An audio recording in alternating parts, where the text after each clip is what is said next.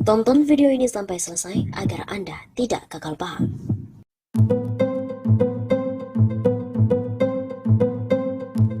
Sobat Animas Apa, kembali lagi bersama dengan kami untuk mengulas fakta-fakta perpolitikan dan juga informasi terkini di tanah air. Kenapa Pak Jokowi sering kali ingkar janji? Profesor Singapura menyebutkan penyebabnya. Apakah itu? Pendanaan pembangunan ibu kota negara atau IKN dipastikan bersumber dari anggaran pendapatan dan belanja negara atau APBN dan juga sumber lain yang sah. Hal tersebut tercantum dalam Peraturan Pemerintah Nomor 17 Tahun 2022 tentang pendanaan dan pengelolaan anggaran untuk persiapan pembangunan dan pemindahan ibu kota negara serta penyelenggaraan pemerintah daerah khusus ibu kota Nusantara. Presiden Jokowi menerbitkan Peraturan Pemerintah atau PP Nomor 17 Tahun 2022 tentang pendanaan dan pemindahan ibu kota negara (IKN) serta penyelenggaraan pemerintah daerah khusus IKN Nusantara.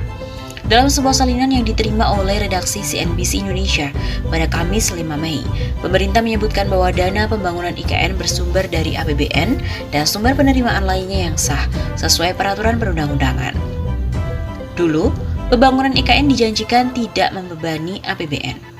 Masuknya skema pendanaan APBN dalam pembangunan IKN ini membuat rencana pembiayaan berubah dari niatan semula.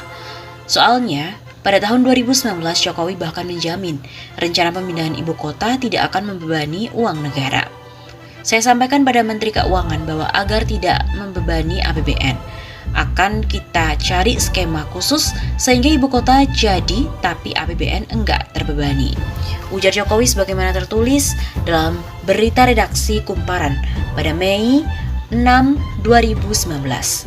Pernyataan senada kembali menguat pada awal tahun 2021.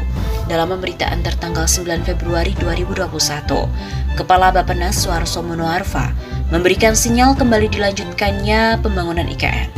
Bila berjalan dengan sesuai rencana, kata Suharso, tahap awal pemindahan ibu kota bakal dimulai dari pembangunan sarana perumahan dan perkantoran. Terkait hal ini, dia memberikan sinyal bahwa pemerintah berencana memberikan mandat kepada swasta buat mengerjakan. Tujuannya tidak lain supaya tidak membebani APBN yang saat ini dimaksimalkan untuk penanganan COVID-19 dan juga pemulihan ekonomi nasional. Bappenas telah mencoba menghitung ini. Pertama, bagaimana tidak mengganggu APBN? Kita ingin memberikan kesempatan seluas-luasnya kepada swasta. Dengan demikian, ekonomi bergerak dan kesempatan kerja terbentuk, pungkas Soeharto. Lalu kenapakah Jokowi sering ingkar janji? Profesor Zulfikar Amir, pakar sosiologi Nanyang Technological University dari Singapura, mengungkap kenapa Jokowi sering kali ingkar janji. Question: kenapa Pak Jokowi sering ingkar janji?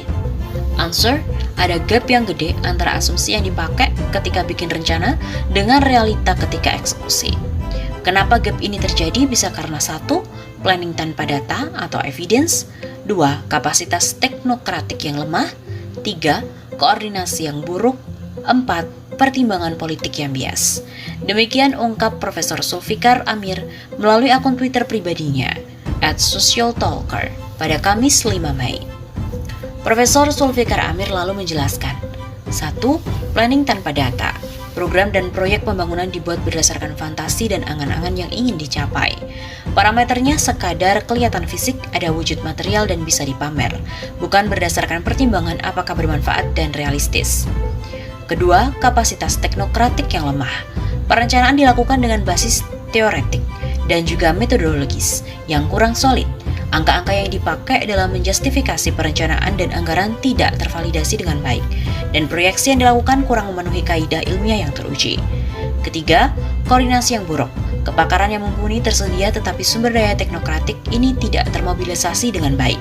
Terjadi tumpang tindih dan konflik antar kelompok teknokratik dalam lembaga pemerintah yang berujung pada perencanaan yang semrawut. Keempat, pertimbangan politik yang bias. Kalau ini mah udah jelas. Contohnya banyak, salah satunya skandal Big Data 110 juta.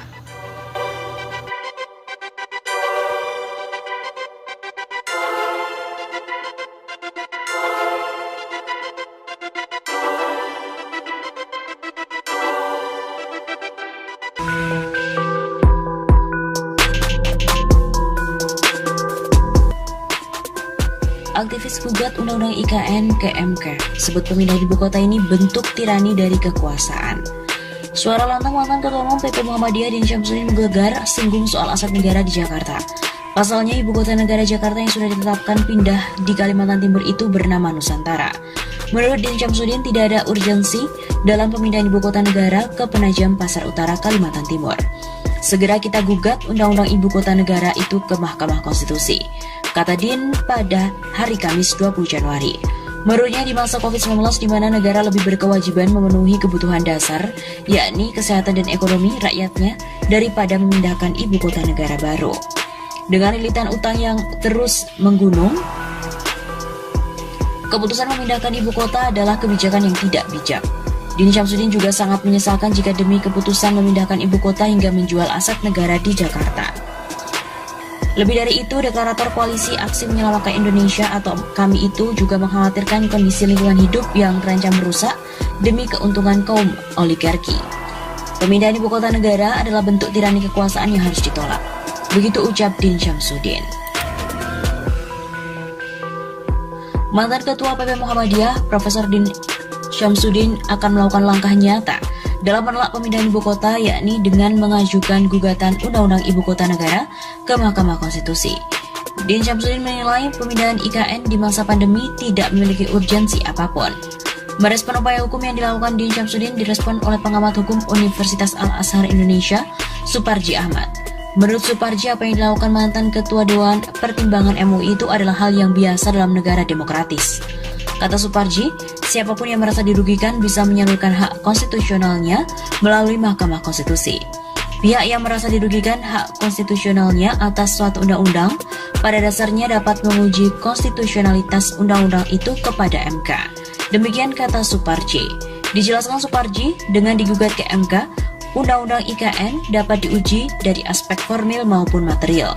Melalui MK akan diuji pada aspek formil dan material dari undang-undang itu, termasuk juga akan diuji bukti kerugian konstitusional daripada pemohon. Begitu pungkasnya.